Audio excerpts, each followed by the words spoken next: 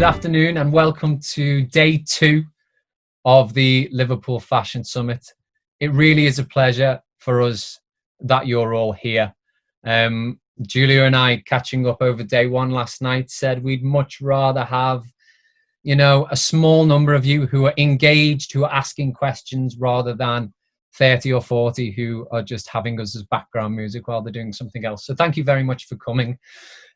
Little bit of housekeeping. Do keep your microphones on mute while the speakers are talking, but as I mentioned, feel free to ask any questions that you have in the chat as we go along, and Julia will keep an eye on them for us. This session, as you might just notice, is being recorded, so do bear that in mind, whether that affects what you ask or not. Today, we're talking all circular economy, and we're joined by Dr. Helen Goverick. I pronounced that right, Helen? Goverick? Gavorek. But very close, better than the majority of people. It's better than Goerick, like I was saying last week. It is, yeah. It's much improved. Well done. And Stephen Sykes from 2030 Hub, which is a business consultancy in Liverpool who are the absolute champions of the SDGs in the region. And hopefully Stephen can tell us a little more about that in a second. So just before we meet the panel, I just want to draw your attention to some of the videos that we released this morning, both with Helen and with a lady called Fee Gillfeather from Oxfam. They gave us some more insights on the circular economy. And I think only about an hour ago, we released a little how-to video on how to recycle, how to weave with recycled materials. So do check them out. They're on our social media, they're on YouTube, and eventually when I get round to it, they'll be on the website as well. Secondly, we have the absolute pleasure of supporting Oxfam throughout this summit. And joining, yes, come on, Holly, and joining thousands of supporters we're all joining together to help fight poverty and injustice around the world. If you didn't already know, and I didn't, and I can't remember the last time I checked, but Oxfam actually have an online shop. How they are managing those stock levels, I have absolutely no idea.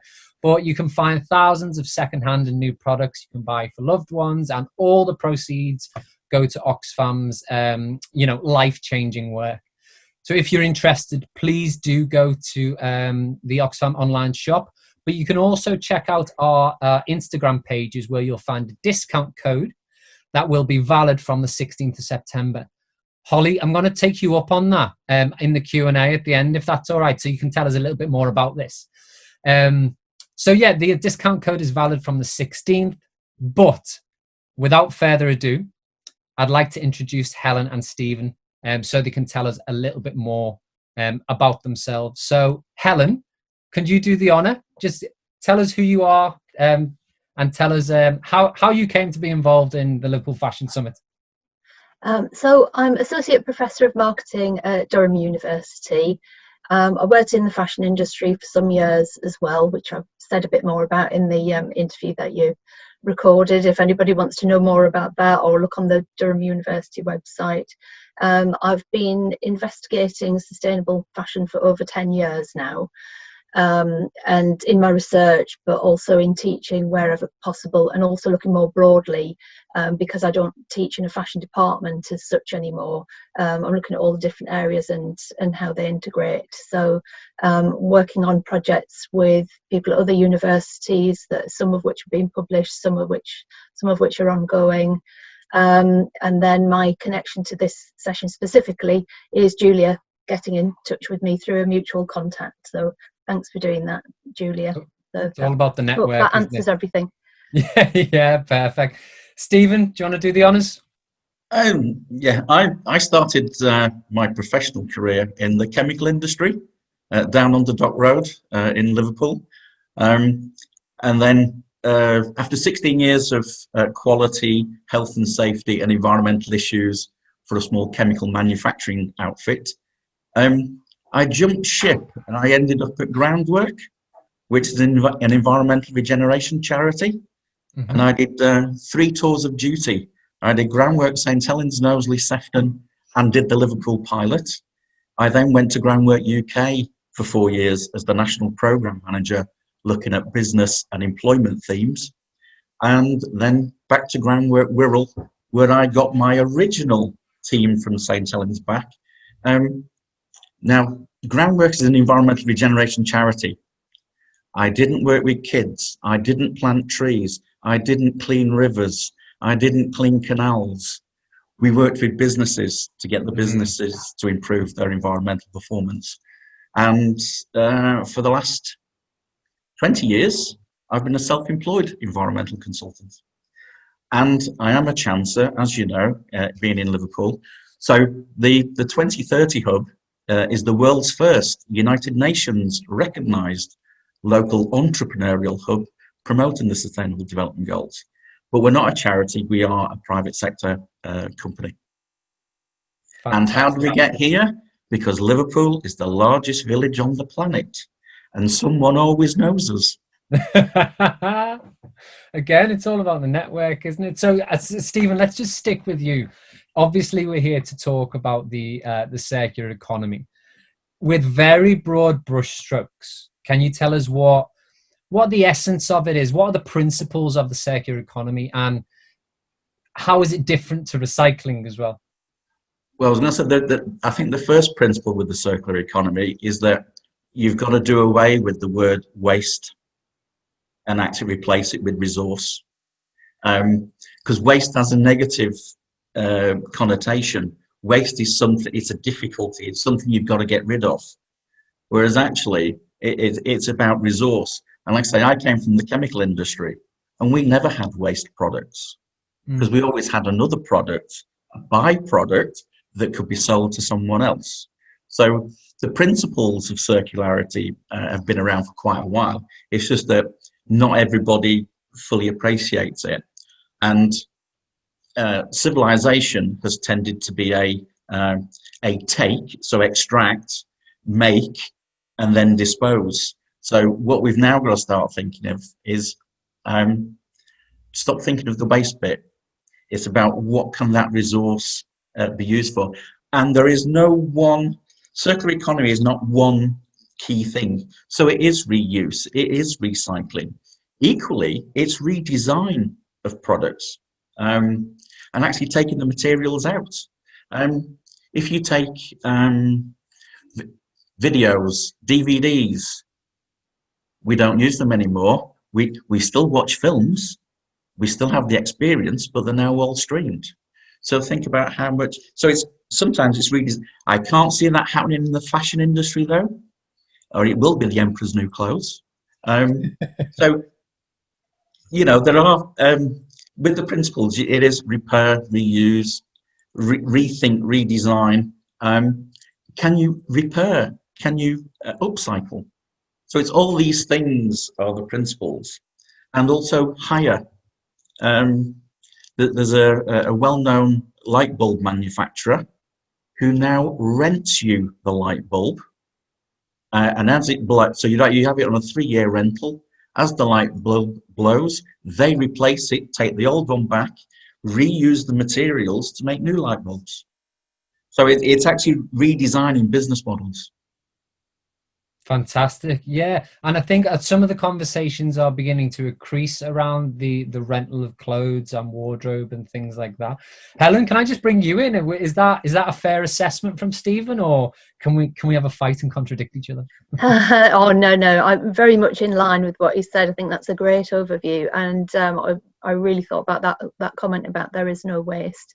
It's true. I'm reading things about waste management and so on, and actually, if it's going to be truly circular, it isn't waste at all, and things can keep going, even down to the final kind of threads of clothing. Everything can be recycled at some point. So I was thinking about the questions that you'd asked me about how the circular economy was different to just recycling, and recycling of course is a really important component of it, but it's much bigger than that, and it's not just putting the onus on us about what we do as consumers at the end in recycling. We can only do that if designers think about what they're doing right at the start, and if the manufacturers think about it. And that's why it's essential for anybody who's involved in design to have this kind of training and knowledge and even just the thought about that, because those decisions that they're making are having such an impact on the earth down the line and on our lives and so on. So designers are absolutely at a pivotal point, and I know it's not just designers who have that on their shoulders. There's technologists working alongside them, there's the buyers who select the things that the designers have come up with. So it really needs to be a much broader mentality, instead of saying, oh well, that's the circular economy person, or that's the recycling person. It falls to us all to play a part in it. The same as with the whole economy. Of course, we all participate in the economy in general. So it's identical to that, really. So ideally, we would have economists here as well, I guess, because that's part of it, isn't it? And in fact, that's all of it. You know, we all fit within that. So it falls to us all, and it's about communication of that information. And I like Stephen's point as well about, you know, people trying to find out who to go to and so on. And I think we have that advantage nowadays of sharing that information more effectively and more quickly, although also a disadvantage because so much information is being shared. How do you get your message out there and to get that noticed? And I think they're the key things that we need to work on, that communication, to get that full circular economy functioning more effectively than it is at the moment, because we've got pockets of enthusiasts who are doing things, and it needs to be bigger than that, really. But my ideal would be that government policy would really direct this kind of thing, so it's actually against the law to do certain things or to behave in a way that doesn't help the circular economy. But I'm not sure how that'll go after the directions from the fashion industry weren't followed at all last year about making changes with governmental policy. So I'm not sure how that'll work, but government are really significant in that as well. And if you don't mind me saying, they're not really stepping up to the mark as they need to yet. No, I don't think any of us mind you saying. And if the government, you know, in the last week or so, if they can't even toe the line of the law themselves, then yeah, we are up for a struggle. But that's getting political too. Yeah. I think. Go on, Stephen. Say, if I could just say, at the back end of 2018, the government launched its waste strategy for England. And it was called Our Waste, Our Resources, a Strategy for England. And the first chapter is all about responsible consumption and production, and it does promote the circular economy. And I think when the Environment Bill finally makes its way through the parliamentary process, I think we'll see a lot of changes coming through with the Environment Bill. Plastics tax and various other things will start to come through. But recycling will become a bigger issue, and Brexit will also cause a little bit of an issue for us, because at the moment, a substantial amount of our waste is actually transported to Europe, and it is used to fuel district heating schemes. So that's the end point of circularity, where you're actually finally destroying the material. But in the UK, if there's no deal and there's trade tariffs about moving the waste across to Northern Europe, we're going to have to start looking at what we do with the waste in this country and not shipping it abroad. So mindsets have got to change. Mm. Yeah, so it sounds like what you just highlighted, Stephen, there's going to be some systemic changes that we're either going to have to take in our stride, or we're going to start falling over them. I think one thing that I can highlight from what both Stephen and Helen have said is that whilst, you know, a lot of the attention on fashion is about the materials and it's about the consumption of it, to be truly circular, we need to go back to the actual design of products and the design of garments as well. So it needs to be a much broader holistic consideration, almost that cradle to grave, and how many times can we get it circular within its lifetime. Just want to bring this back then just to yourself, Helen. So we know there are a lot of issues in the fashion industry with regard to waste, with regard to consumption, with regard to, we spoke the other day, didn't we, about the pressure on especially the younger generations to be wearing things once and then never to be seen in it again because that's not cool or that's not the done thing. We're thinking about the circular economy then. How can it, as a concept or as a practice, help to address these issues that we're currently experiencing in fashion? I think going back to the comments that I'd made when we were discussing this, we need to take on board that lots of different people along the line have an impact on this, and clearly consumers can only respond to what's available to them.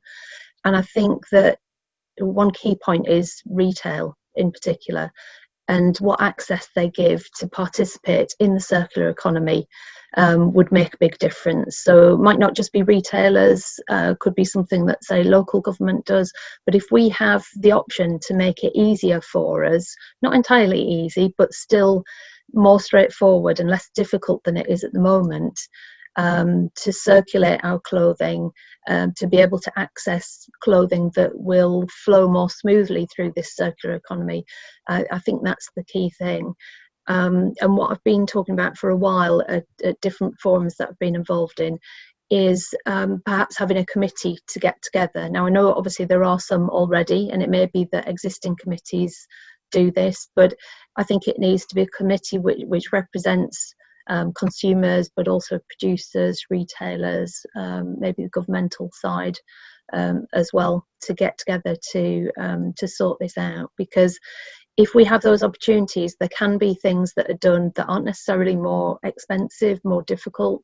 Maybe people just don't have enough knowledge or access at the moment to do the things that they could do. So say textiles recycling is a case in point, and I think if each person who's here says what you have to do in your area about textile recycling, they will all be different. And even where I live now, it's changed over the years. So some councils are more let's say open to doing this kind of thing, and some don't really care about it and don't give access. So I know when I was living in Leicester and working in Nottingham, there were two entirely different systems set up for that. And I think if there was more consistency in a positive way nationally for that, then that would be a really helpful thing to do. But I think we have to bear in mind, we might instantly think circular economy is about that later end of the life cycle of clothing. And actually that doesn't need to be the end of its life cycle when things are just put in the bin. It could be prolonged. That could be end up being a very early stage in the life cycle instead of the end of it. Mm-hmm. So apart from that, obviously the earlier stages in the supply chain as well should ideally be addressed to give us access to make those changes. And there might be various ways to do it. I keep going back to, I think maybe the policies, but enacting legislation that puts those policies into practice and doesn't just advise them. As we can see at the moment, if you advise people to do certain things and follow common sense, they don't necessarily do them. And therefore we need something that is imposed. So although when we had an earlier conversation where I was saying, actually we should try and not impose our own views on others about what they have to do with the circular economy, but that's fine for us as people in a social environment, but the government does have the chance to put forward things that we have to follow in practice. So I didn't want this to be a political thing in particular, but it just is. I like that. It just is. I'm going to play devil's advocate here with Stephen. Is it the solution? Is it a viable solution, this circular economy approach? It is, and it is the way that we're going to have to go forward. As well as COVID, we are actually facing a climate crisis. And if you look at where is most of the emissions generated by a business, you usually find out it's in its supply chain, and it's how it uses materials and what. So actually, one of the best ways to tackle climate change is actually be more responsible with our consumption and production of materials, because that's where a lot of the energy and a lot of the emissions are coming from, is the processing of things. So making materials more simple. I think if you take your typical garment might have 4 or 5 different materials in it, some natural fibers, some synthetic fibers. That is a really difficult thing to recycle. So, you know, going back to designers and, you know, actually looking at the materials that they're using, and also where are those materials being sourced. Cotton, for example, the amount of water that's required, and in some parts of the world, water's the new oil. As in, that's water's the things that will cause wars because there's a shortage of it. Yeah. So, you know, there are quite. It is an answer. It's an answer. Speaking of politics, that was a very politician's answer. It is an answer. Well, do you know what? So I know. So I spoke to Fee Gilfeather from Oxfam, and that's one of the interviews that was released this morning. And I was gobsmacked, but she actually mentioned that to produce a T-shirt and a pair of jeans, it would take 13 years for a human being to consume that amount of water, which is an absolute insane amount. I did check with that. I was like, are you sure it's years? Are you sure it's not days? Which she says, no, it's absolutely years. So, Stephen, then, getting down to practicalities as our business consultant here, how do businesses become more circular? Well, like I say, I gave you the example of the light bulb manufacturer. But equally, the clever thing with that is he locks the customer in. It's a new business model because you're just renting the light bulb on a 3-year contract. So business models are changing. Equally, if you look at Patagonia, they now have a repair policy. So if you've spent money on an expensive outdoor jacket and the zip breaks, traditionally, that jacket would have just gone out, you know, it would have been thrown away because the zip's broken. Now you send it back to Patagonia and you get it it's repaired by Patagonia, again keeping the customer loyalty. So there are lots of different methodologies. I did a piece of work for a local destination retail place in Liverpool, and they asked me would I do their waste management strategy. And I said, no, I'll do your sustainable resource management strategy for you. One of the big issues for them was coat hangers, which sounds a bit daft, but there are several clothes retailers within this destination, and all the garments come in on coat hangers. And the first thing that they do is take them off that coat hanger, because they're all different sizes, different shapes, and they put them onto their branded coat hanger, and then it's put out for display. So now, all the waistcoat hangers that were causing a problem because they were jamming the pistons of the compactors, so the waste management company couldn't handle them, they're now being collected by Bulky Bobs, which is a social enterprise in Liverpool. They're taken down to the Brunswick dock. They're sorted. They are then either reprocessed to make garden furniture and plastic decking for the garden. Equally, the Furniture Resource Centre, who manage and own Bulky Bobs, they also supply starter packs to housing associations. So now when a new wardrobe goes in, a set of coat hangers also go in the wardrobe. So they're starting to rethink about taking things out of their waste stream. Another example, I'm a director of Million Stars Sustainable Events. So this started off as a camping company. We put up campsites for the weekend and provide activities. We needed some new tents. So we thought we'd go to Creamfields and various other festivals and actually salvage some of the abandoned tents at the end of it. And it was it was like a war zone. It was like the battlefield after the battle has finished, with all the tents, the beer, and all the other things that get left behind, the Wellingtons and everything. In the UK, the festival waste, or the festival industry, generates 23,500 tonnes of waste every year. So we wanted a couple of tents. And then when we got there, we discovered that a lot of the tents were actually destroyed. So they couldn't be used as tents. So then we thought, a lot of these tents have been made in China. They've been shipped over to the UK. They've been purchased for £30, £50. They've been used for 2 or 3 nights, and then they are abandoned. So we started to look at what can you do with the material. So we looked at making ponchos, jackets. We got designers involved who actually like to take the whole tent and actually look at the features of the tent and actually incorporate them into the jacket. So there's a way of extending that material use. And if you think about all that carbon that was embedded to be made in China, shipped across to the UK.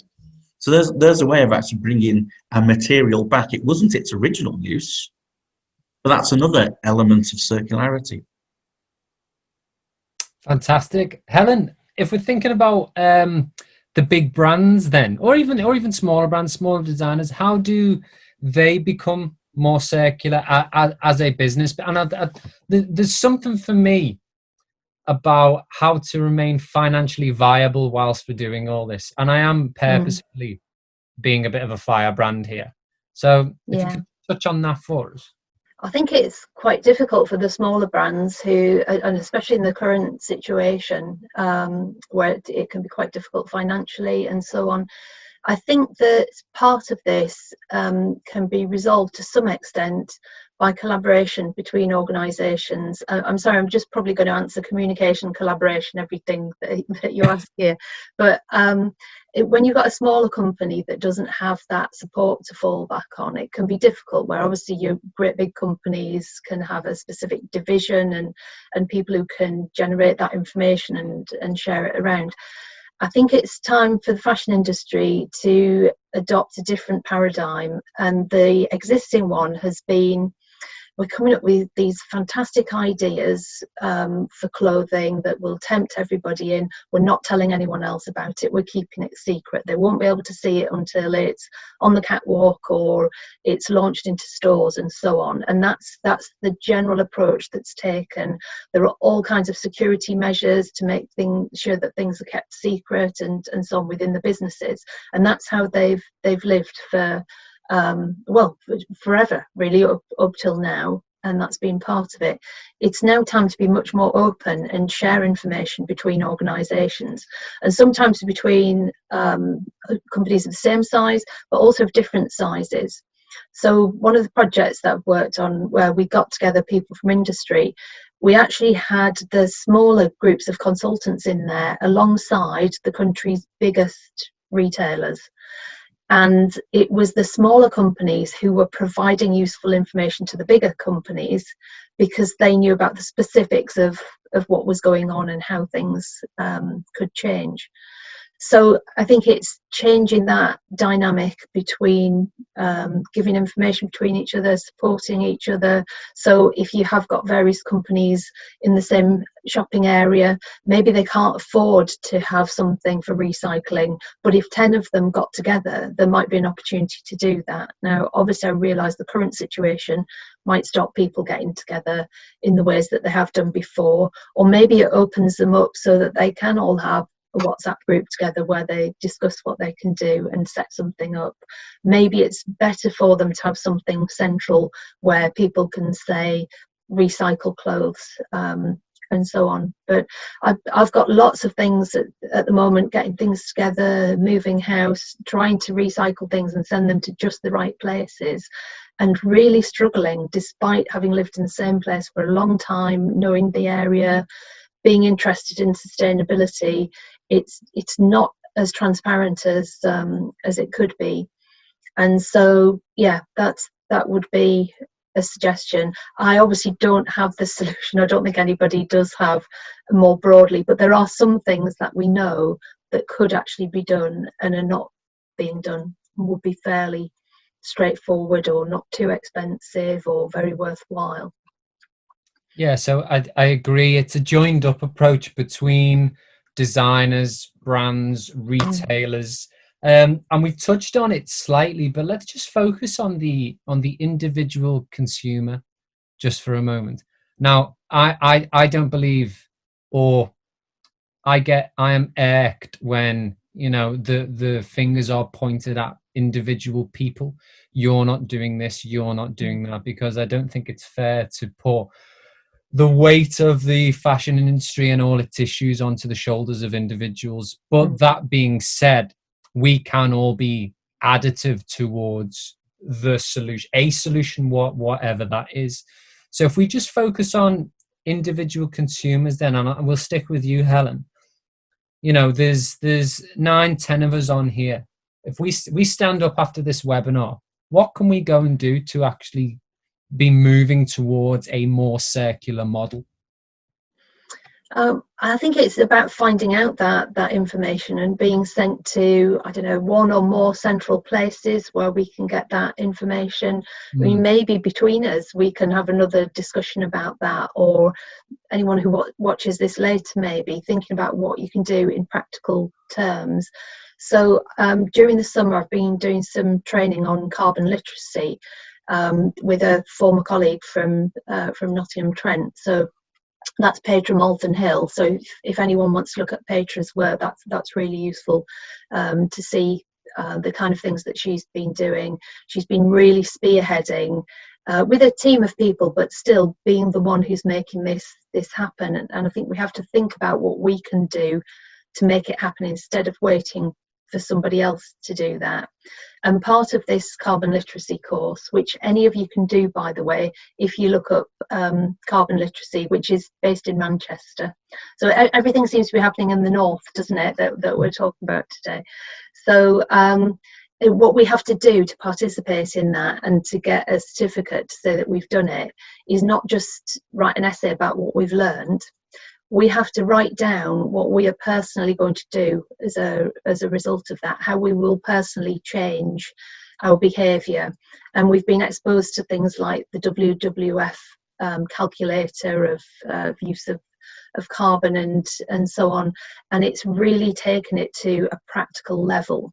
So I think sharing things like that with anybody you know, instead of saying like, oh, you've got to do this, if they do this calculator, which is quite fun sort of, you know, to do that, and then you look at it and you think, oh, how horrendous, that part is something that I need to change, and it gives you advice. So I think putting things into practice and being proactive is the key thing.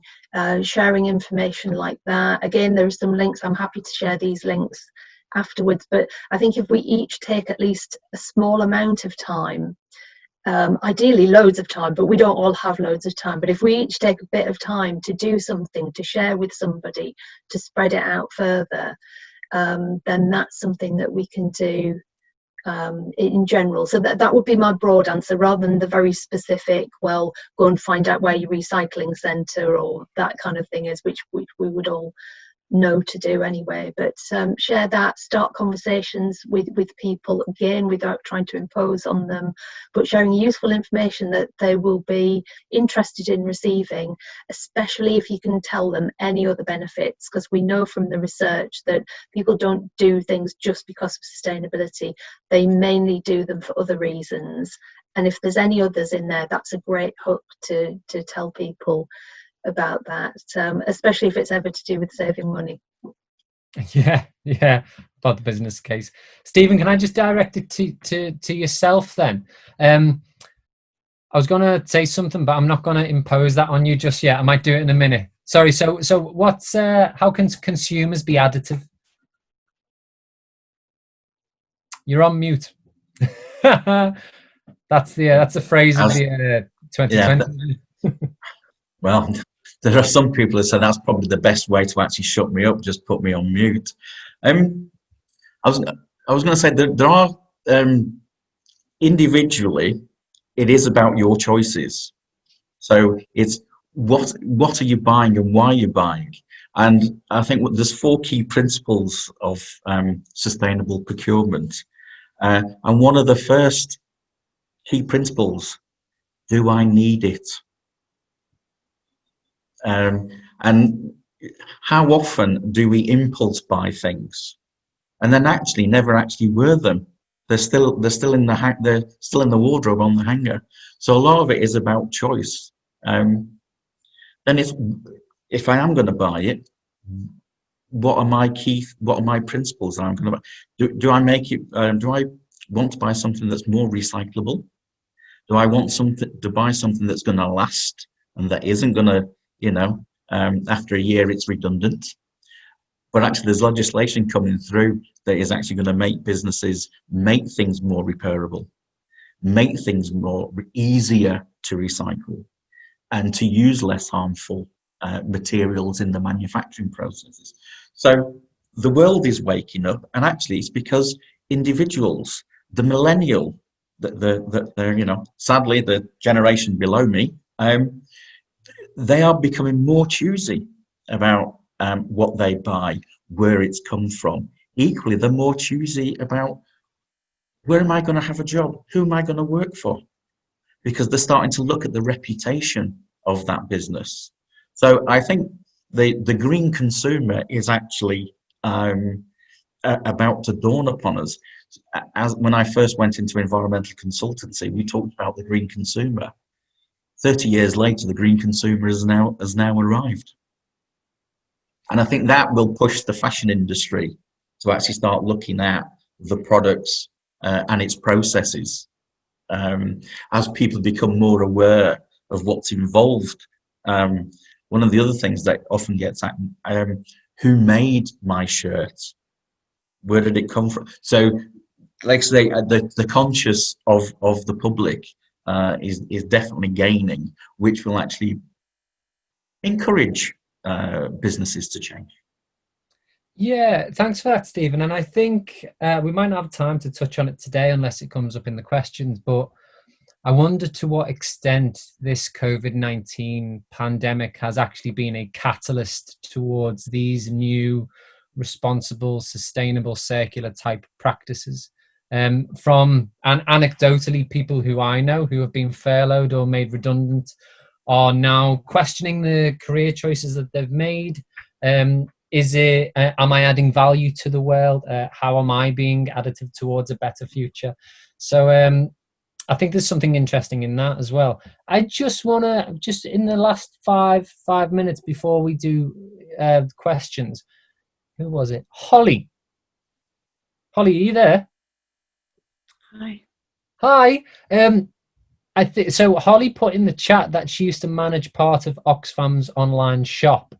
And obviously, I think we've got to the natural end of the conversation now where we can't help but talk about Oxfam and charity shops and Secondhand September. That's ongoing, things like that.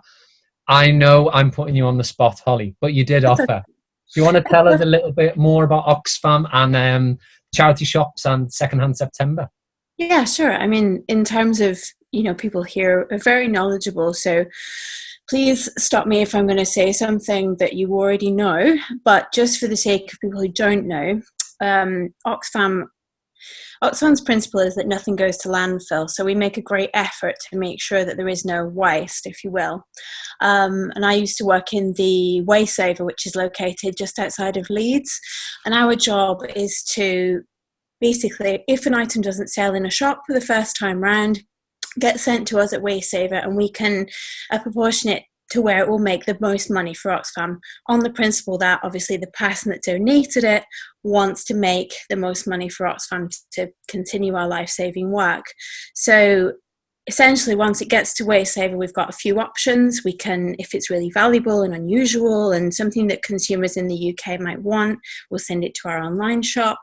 We can also send it to our festival shop if it's a festival item, or we can obviously send it for textile recycling, turn it into, you know, the insides of cars, mattresses, that kind of thing. Or we can also send it to Senegal, because we've got an Oxfam initiative there called Fripetique, which takes all the summer clothes and things that are appropriate for Senegalese weather, and sells that on through local marketplaces. So there's various routes to make sure that nothing goes to landfill.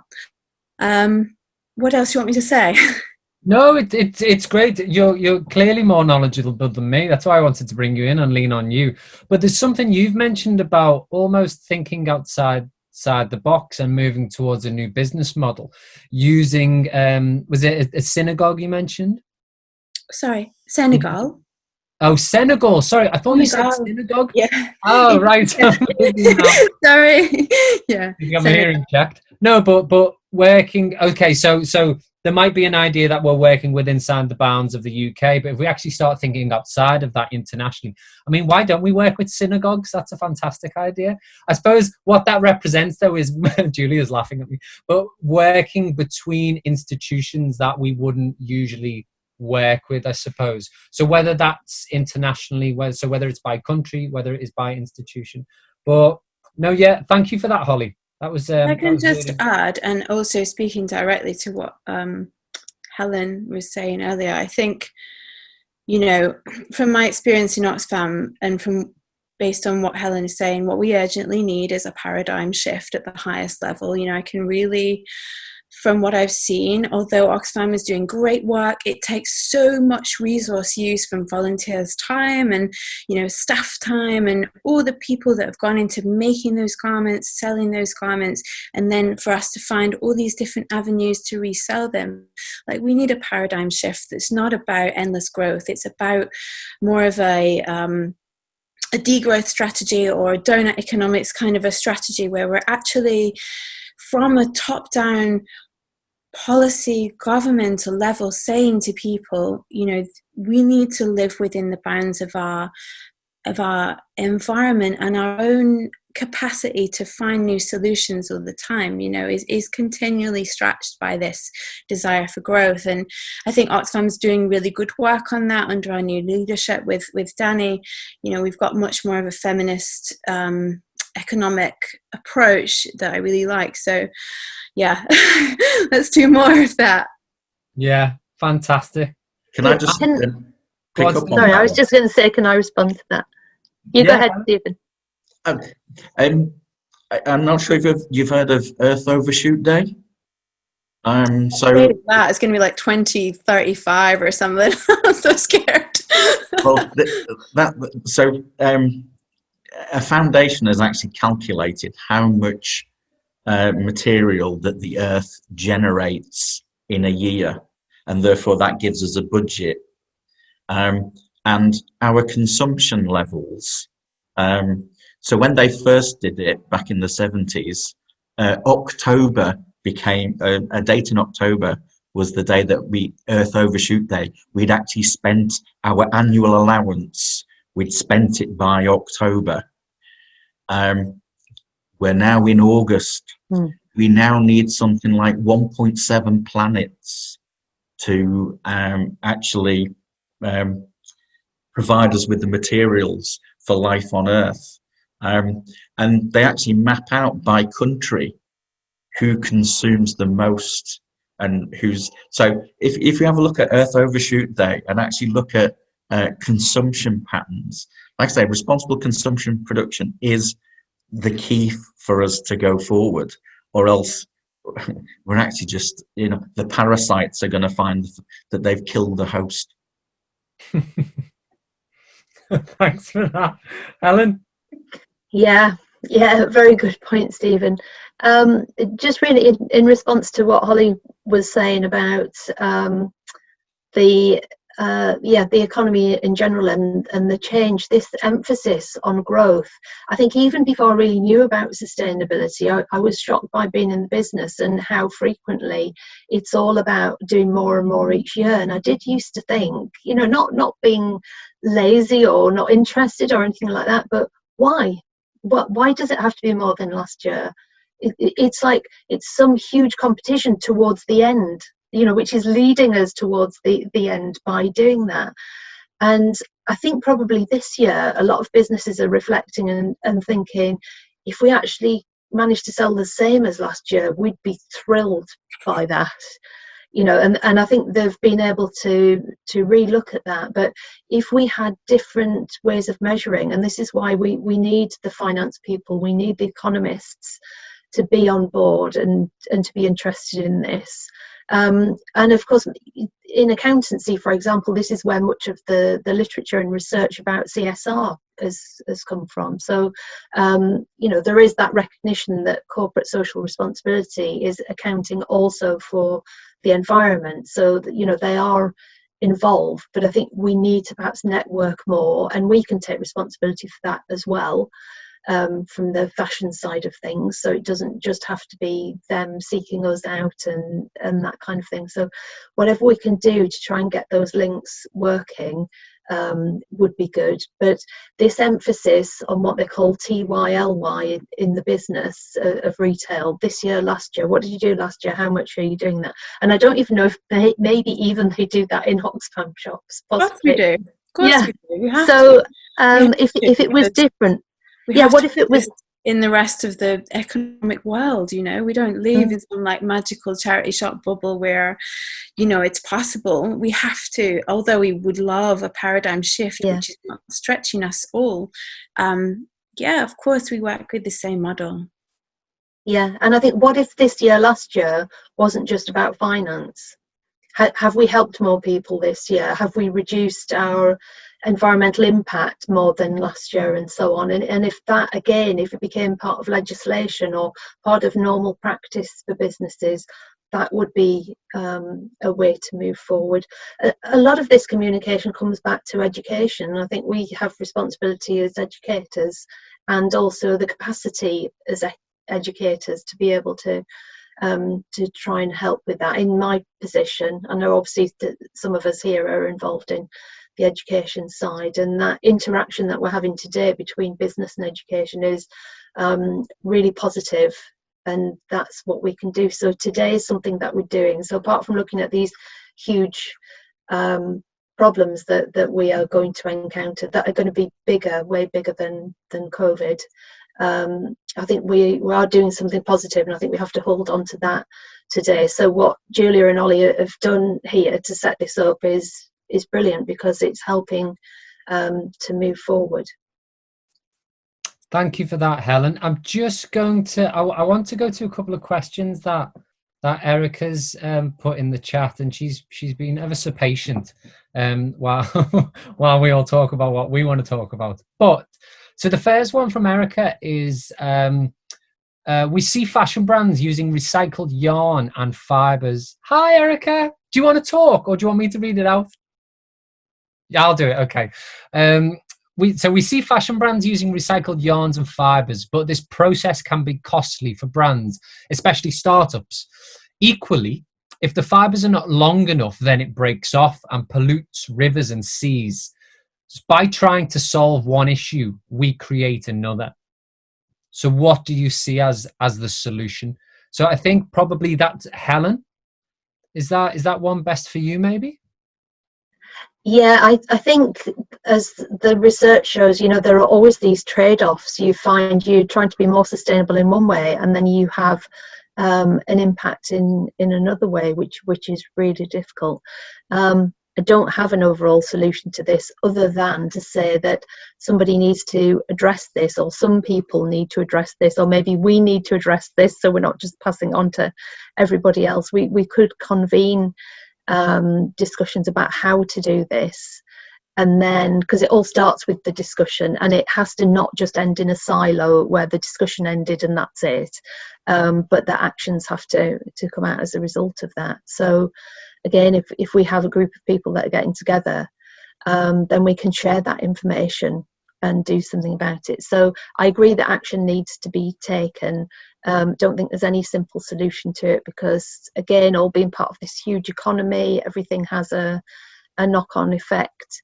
And I think if we're fully informed enough, that's the key thing. Sometimes we think we're doing something really good, and we haven't had enough information to know that actually we're causing harm, because either the situation has changed or there is a knock-on effect elsewhere. So I agree that it's something to be addressed, and that people should share that information. And it's about being very interdisciplinary as well, so across different sectors of business, public sector, private sector, and then different disciplines can bring that information together. So that's something we did. I'm part of British Academy of Management as well, which is really proactive in this area. So I chaired their sustainability group, and we collaborated with Prime, which is following the SDGs, and we collaborated to have an interdisciplinary discussion last year about the pollution in seas and what that impact was, and we got people from all different disciplines to do that. So I think making that information accessible and seeking ways in which we can use it to drive through that vast amount of information that's being delivered on all kinds of different subjects. So I think that would be my solution, but not ideal.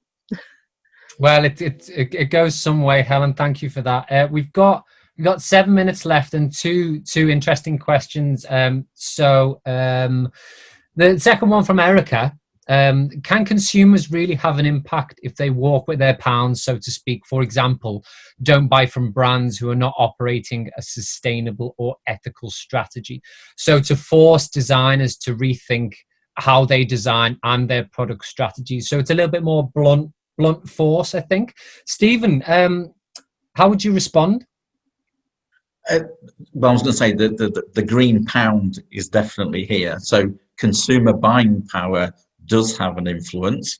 Equally, social media tends to have an influence, because something that, if people are aware of an issue, then they'll take action against it. With a lot of products, that when it's being marketed to you, that, you know, the bright shiny box, it tells you all the positives. I keep harking back when the environment bill finally gets through the parliamentary process, manufacturers are going to have to give us far more details about how their product is made, and it does come down to information. Once you've got that information, you can actually make the informed choice. So I think that's when a lot of businesses will start to clean up their act and move, because they're going to have to tell you, the consumer, how they made their product, what processes, were they energy intensive. So more transparency is on its way, but once you've got that information, you can make the informed choice. Yeah, thank you, Stephen. I wonder if we'll get the same with food. Will we know whether the chicken's been chlorinated or not? Who knows? One from Emma. Thank you, Emma. Consumer engagement is a big problem. Helen said earlier, you're getting called out now, Helen, said earlier that the dangers of preaching, that there are dangers preaching to the converted. After teaching upcycling and repair for years, it's very hard to engage people. I think I'm often preaching to the converted. Any advice? Helen, can we leave this one with you?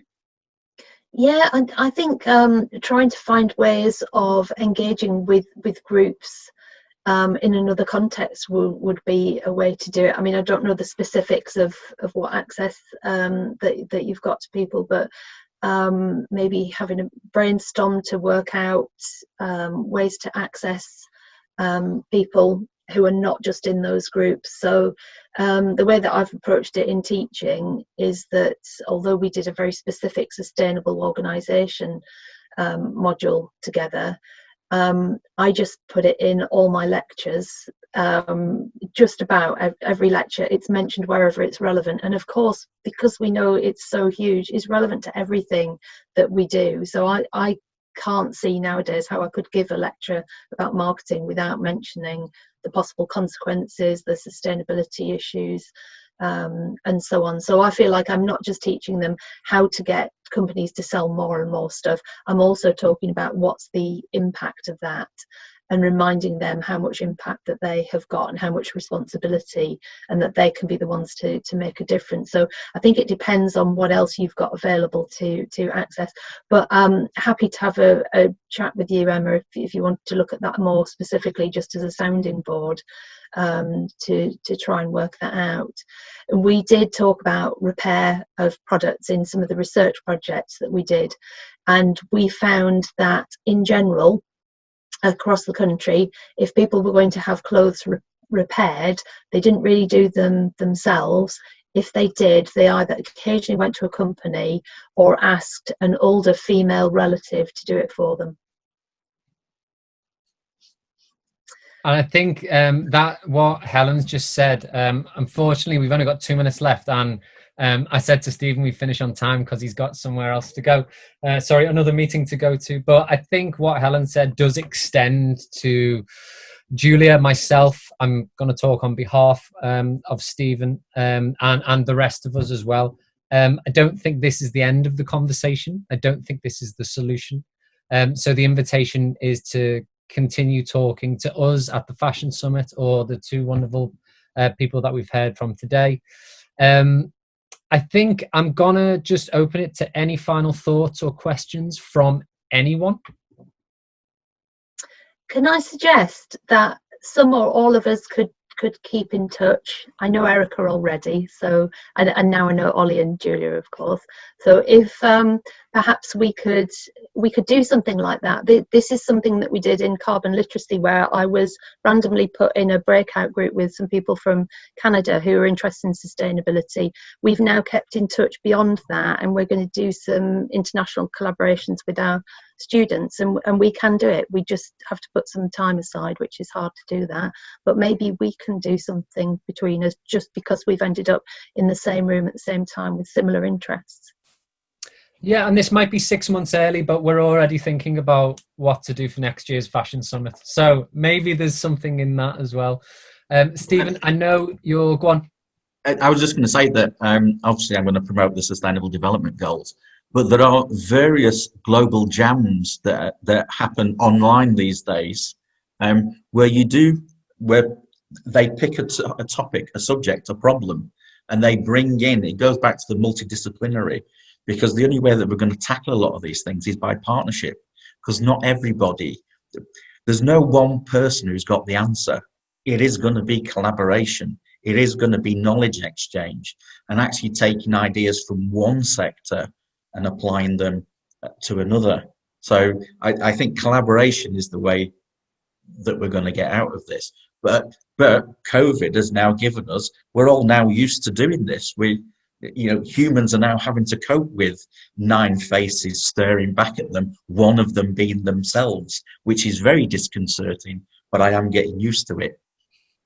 But I think that collaboration is the way forward. Thank you very much. And we're going to leave it there. So thank you, Stephen. Thank you, Helen. Thank you, everyone who came. And thank you for your questions as well. Hope it was useful.